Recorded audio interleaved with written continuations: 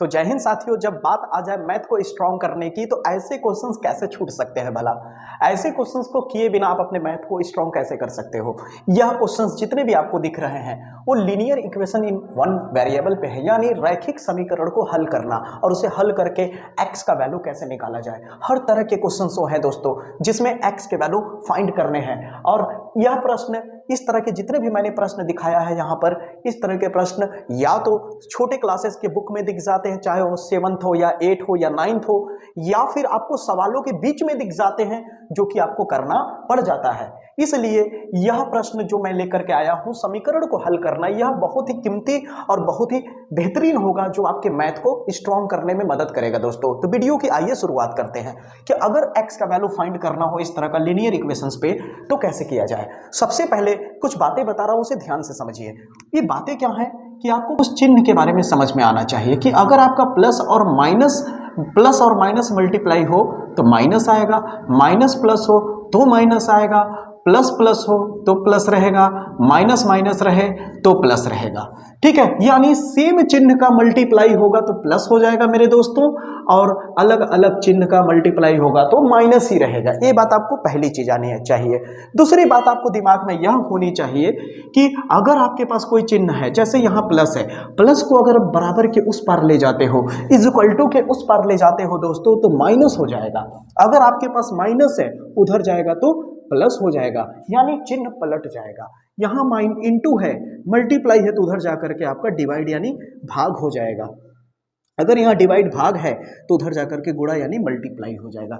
ये दो बातें अगर आपको पता चल जाए तो ये सारे क्वेश्चन चुटकियों में होंगे दोस्तों। कम से कम समय में मैं करा के दिखाता हूं आपको। देखिए, स्टार्ट करते हैं। सबसे पहला प्रश्न आपके पास मैं लेता हूं कि अगर दे दिया जाए x + 5 = 7, अब कह दे कि x का वैल्यू बताइए क्या होगा। अगर आप 7th क्लास 8th क्लास के बच्चे हैं तो इसे ध्यान से देखें, आपके बुक में इस तरह का काफी सारे प्रश्न मिलेंगे दोस्तों। तो आइए स्टार्ट करते हैं। यहाँ +5 है, +5 है, x का वैल्यू निकालना है। यहाँ बराबर है, x का वैल्यू निकालना है तो बराबर के इस पार में जहां x है उस x को अकेला करना पड़ेगा आपको। अकेला करने के लिए इस +5 को उधर भेजना पड़ेगा, +5 को बराबर के उस साइड भेजना पड़ेगा। तो आपको करना क्या है, इस +5 को मूंद लीजिए। मूंदने के बाद आपको क्या दिख रहा है दोस्तों, x दिख रहा होगा, बराबर दिख रहा होगा, 7 दिख रहा होगा। अब ये +5 है, +5 को उधर ले जाओगे तो हो जाएगा -5। क्यों? क्योंकि अभी मैंने बताया कि अगर बराबर के उस पार कोई भी चीज जाता है तो चिन्ह बदल जाता है। तो यहाँ देखिए +5 है, उधर जाके क्या हो जाएगा, -5 हो जाएगा दोस्तों। अब हमारे पास x इस बराबर के इस पार में जो x है, क्या इस x के अलावा भी कोई और नंबर दिख रहा है दोस्तों आपको इस पार? नहीं दिख रहा है ना, तो इसका मतलब x अकेला हो चुका है। जब x अकेला हो चुका है तो अब नॉर्मल हम इस x को लिख देंगे, बराबर का सिंबल लगा देंगे और 7 में से 5 घटाओगे तो 2 आ जाएगा। ये आ गया आपका आंसर। देखा कितनी आसानी से हमने x का वैल्यू निकाल लिया। क्या कठिन लगा दोस्तों? नहीं ना। आते हैं अगले क्वेश्चंस की तरफ। अगर मान लीजिए आपको यहां दे दिया जाए 2x - 7 = 5। अब इसे करना है तो हमें x का वैल्यू निकालना। अब हमें बराबर के इस पर 2 नंबर दे चुके हैं, 7 भी दे चुका है, 2 भी दे चुका है। अब हमें कैसे पता चलेगा कि हमें पहले उधर किसे भेजना है, 7 को भेजना है या फिर 2 को? तो उसको पता लगाने के लिए सबसे बेस्ट टेक्निक बताता हूं मैं दोस्तों। इस x के पास देखिए यहाँ 2 है, इस x के इधर क्या है, 7 है। बताइए x से ज्यादा दूर कौन है, ये 7 या 2? 7 है ना, जो ज्यादा दूर है वही पहले छोड़ के जाएगा, यानी 7 उधर जाएगा। तो जिसे पहले उधर भेजना है उसे हाथ से मूंद लीजिए चिन्ह के साथ। ये मूंद लिया मैंने। अब क्या बचा, 2x = 5। क्या इतनी बात आपको समझ में आ रही होगी दोस्तों? अब यहाँ -7 है, उधर जाएगा तो बताइए क्या होगा। अभी मैंने तुरंत बताया कि माइनस उधर जाके क्या हो जाएगा, +7 हो जाएगा। इतनी बात आपको समझ में आ रही होगी दोस्तों। अब 2x को सेम उतार देंगे, बराबर को सेम उतार देंगे। क्यों? क्योंकि इसे भी हम हल करने वाले हैं। तो 7 + 5 कितना हो जाएगा आपका दोस्तों, 7 + 5 हो जाएगा 12, यानी 12 हो जाएगा। अभी भी x अकेला नहीं हुआ है। जब तक x अकेला नहीं होगा तब तक x का वैल्यू नहीं आएगा। अब इस x को गौर से देखें तो x के मल्टीपल में कौन है, 2 है। क्यों मल्टीपल मैंने बोला दोस्तों? क्योंकि 2 और x के बीच में अगर कोई नहीं है तो मल्टीपल छुपा होता है, यानी गुणा का चिन्ह छुपा होता है। तो यहाँ पे क्या है, कुछ नहीं है तो गुणा है। अभी गुणा है तो ये 2 जब उधर भेजेंगे तो गुणे में है, मल्टीप्लाई में है तो उधर जाके भाग हो जाएगा। भाग यानी भाग का मतलब, डिवाइड का मतलब होता है बटा, बटा यानी बटे का चिन्ह, इस तरह से।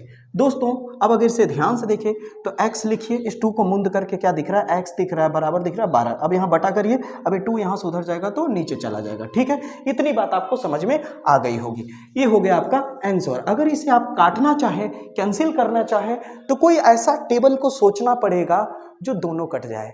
क्या ऐसा कोई टेबल याद आ रहा है जिसमें 2 भी आता हो और 12 भी आता हो? वेरी गुड, 2 का टेबल।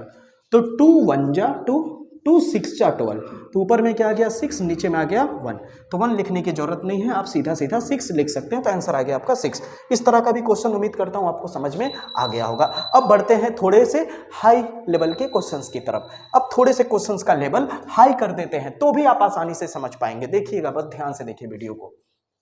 तो अब अगले क्वेश्चंस को आप देख सकते हैं दोस्तों। इस प्रकार का क्वेश्चंस अगर आपको आ जाए तो इस प्रश्न को अगर आप ध्यान से देखें तो इस प्रश्न में आपको क्या है कि दोनों तरफ x दिया हुआ है। इस बराबर के इस पार में भी x वाला है, बराबर के इस पार में भी x वाला है, बराबर के इस पार भी नॉर्मल नंबर है, बराबर के इस पार भी नॉर्मल नंबर है। ऐसे प्रश्नों को क्या करेंगे दोस्तों, तो मैं आपको समझाता हूं। ऐसे प्रश्नों के लिए x वाले को एक तरफ और नंबर वाले को दूसरी तरफ। तो हम करेंगे क्या दोस्तों, यहाँ पे मेरा उंगली देखिए, यहाँ पे जो 7x है उसे सेम उतार दीजिए। जब किसी भी चीज को सेम उतारेंगे तो चिन्ह में कोई बदलाव मत करिएगा। ठीक है, अब यहाँ पे हमने 7x को सेम उतार दिया। ठीक है, अब इस प्लस 3x को इधर ले आएंगे। मैंने प्लस क्यों कहा, क्योंकि सामने कुछ नहीं है तो क्या छुपा हुआ है, प्लस छुपा हुआ है। इधर आएगा तो क्या हो जाएगा, -3x हो जाएगा। बराबर का चिन्ह यहाँ लगा देते हैं। ठीक है, अब इस -11 को जैसे का तैसा रहने देते हैं उस पार ही, तो क्या चिन्ह बदलेगा, नहीं ना। अब इस -4 को हम यहाँ से इस पर ले जाते हैं, तो -4 उधर जाके क्या हो जाएगा, बताया था ना कि उधर कोई भी चीज जाता है तो चिन्ह बदल जाता है। माइनस उधर जाएगा तो क्या हो जाएगा दोस्तों, +4 हो जाएगा। इतनी बात आपको समझ में आ गई होगी। अब यहाँ 7x में से 3x घटा देंगे तो कितना बचेगा दोस्तों, 4x बचेगा। ठीक है दीजिएगा दोस्तों, यहाँ तक हमारा हो चुका है। अब हम यहाँ पे देख रहे हैं तो -11 है और यहाँ प्लस में 4 है, तो यहाँ माइनस है और यहाँ प्लस है। माइनस प्लस माइनस होता है दोस्तों, माइनस प्लस माइनस होता है। आदेश दे रहा है क्या करने के लिए, घटाने के लिए। तो 11 में से 4 घटाएंगे तो कितना बचेगा दोस्तों, आपका 7 बचेगा। कितना बचेगा, 7 बचेगा, क्योंकि 7 4 11 होता है। ठीक ना, 7 बचा। लेकिन यहाँ पे बहुत लोग इतना करके छोड़ देते हैं, यहाँ पे सवाल गलत हो जाता है। हम एक से एक की आपको जानकारी देंगे, चाहे वो चिन्ह का हो, चाहे वो आपका कॉन्सेप्ट हो।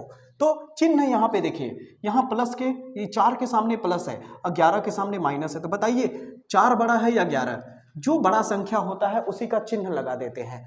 ठीक है, तो 11 के सामने माइनस है तो चिन्ह माइनस का लगा देंगे। अब यहाँ 4 इंटू में है तो यहाँ -7 और ये 4 इंटू वाला उधर जाएगा तो डिवाइड में हो जाएगा।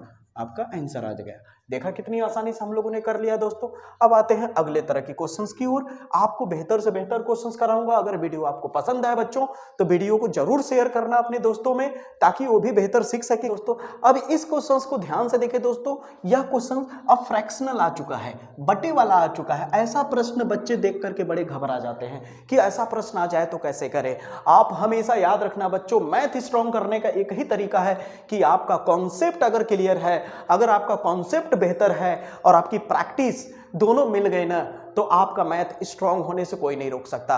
क्योंकि कॉन्सेप्ट और कॉन्सेप्ट के साथ प्रैक्टिस, दो चीज बहुत जरूरी है मेरे भाई। ये दोनों होने चाहिए, तब जाकर के आपका मैथ बेहतर हो पाएगा। ये देखिए कॉन्सेप्ट के दम पे इस क्वेश्चंस को कैसे मैं चुटकियों में उड़ाता हूं, आइए देखते हैं।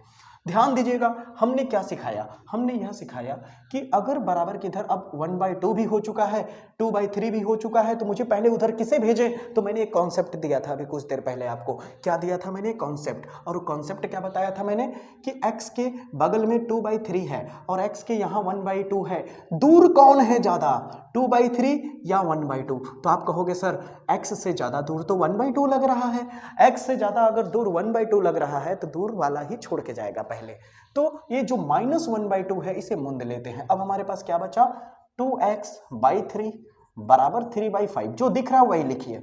अभी क्या है, जिसको मुंद के रखा है आपने -1/2, अब उधर जाके क्या बन जाएगा, ये +1/2, चिन्ह बदल जाएगा।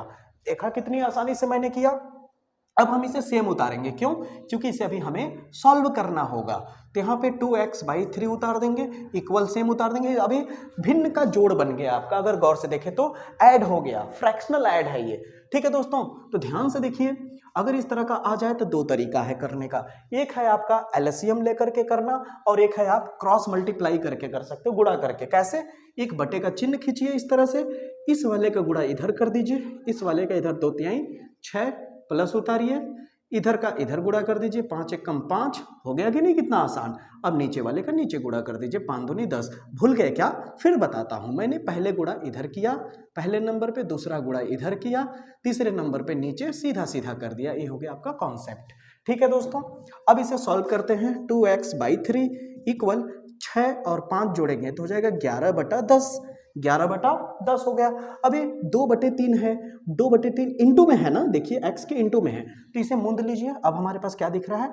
x दिख रहा है बराबर 11/10। अब जब भी बटे वाला इंटू में रहे दोस्तों, तो याद रखना नीचे वाला ऊपर हो जाएगा, ऊपर वाला नीचे। अगर ऐसे नहीं समझ रहे हो तो ये समझ लो कि इस तरह से जब भी आए तो यहाँ मल्टीप्लाई लगा देना, और ये 2/3 है तो उधर लिखना पलट के 3/2 लिखना। मेरी बात क्या समझ आती है? फिर दोहराता हूं अपनी बात को, कि जो इंटू वाला है 2/3, उसको जब उधर लिखना तो पहले मल्टीप्लाई का चिन्ह लगाना, और यहाँ 2/3 है तो पलट देना, क्या हो जाएगा? 3/2 हो जाएगा। अब इसे गौर से देखो दोस्तों, अब इसे सॉल्व करोगे तो गुणा करोगे तो कितना हो जाएगा? गुणा हमेशा। अब अगर आपको गुणा भी नहीं आता तो गुणा भी मैं सिखा देता हूं इसी वीडियो में। आप ध्यान से देखिए, इसी वीडियो में आपने क्या सीख लिया? फ्रैक्शनल, जो फ्रैक्शन होता है जिसे भिन्न कहते हैं, भिन्न का मैंने जोड़ भी सिखा दिया आपको इसी बहाने, यानी ऐड सिखा दिया, मल्टीप्लाई अभी सिखा दूंगा। ऐड अगर समझ आ गया तो ऐड अगर आ गया तो आपने सब्ट्रैक्ट भी यानी माइनस भी सीख लिया। अब कहोगे कैसे सीखा मैंने? जैसे आपने यहाँ पे इसको किया सेम माइनस भी उसी तरह करना, बस जहाँ प्लस है वहाँ क्या कर देना? माइनस लगा देना। अब आती है बारी गुणा की, मल्टीप्लाई की। अगर इस तरह का मल्टीप्लाई में भी आप फंसते हो तो उसका भी समाधान है। एक ट्रिक बताता हूँ, कभी भी इस तरह का मल्टीप्लाई दे हमेशा सीधा सीधा गुणा करना, ऊपर का ऊपर से, नीचे का नीचे से। लो, गुणा का भी मैंने ट्रिक दे दिया, पहले नंबर पे ऊपर, दूसरे नंबर पे नीचे नीचे। ठीक है दोस्तों, तो 11×3 33 हो जाएगा, और 10 दूनी 20 हो जाएगा। अब कट रहा है तो काट दीजिए, नहीं कट रहा है तो आपका ये आंसर हो गया। बताइए समझ आया या नहीं? बिल्कुल उम्मीद करता हूं आपको समझ में आ गया होगा। अगर इस तरह का प्रश्न है तो जरूर करिएगा दोस्तों, ठीक है।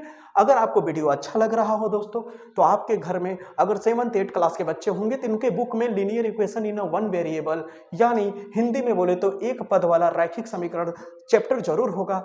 ये वीडियो उनको जरूर दिखाएं ताकि उनका बेहतर हो सके मैथ। आइए आगे बढ़ते हैं। ये अब यहाँ पे इस तरह से दे दिया है, जब कभी भी इस तरह का आपको प्रश्न दे दोस्तों तो हमेशा क्रॉस मल्टीप्लाई करिएगा। क्या करिएगा? क्रॉस मल्टीप्लाई, यानी बराबर का चिन्ह हो और क्या कहते हैं आपको इस तरह दिया हो तो आप इधर वाले का गुणा इधर कर देंगे। चलिए करिए, यहाँ दोनों के साथ करेंगे ना, तो 5 का इससे गुणा करेंगे तो कितना हो जाएगा? 5 दूनी 10 x माइनस 5 तिहाई 15 हो गया। फिर बराबर का चिन्ह लगाइए। अब इस 4 का इधर गुणा कर दीजिए तो 4 दूनी 8x माइनस 4 का 7 से गुणा करेंगे, 7 चौक 28 हो जाएगा। अब नीचे नीचे मत करिएगा ना, जो मैंने अभी कुछ देर पहले बताया था वो कब करिएगा? जब यहाँ प्लस या माइनस हो, ठीक ना। बराबर का चिन्ह रहे तो केवल सीधे इसका इधर बस खत्म, इसका इधर बस खत्म हो गया। इतना काम कर सकते हैं। अगर इसको गौर से देखें तो क्या ऐसा नहीं लगता कि ये प्रश्न अभी इसके जैसा हो चुका है जो अभी कुछ देर पहले मैंने बताया था? कुछ समझ आ रहा है?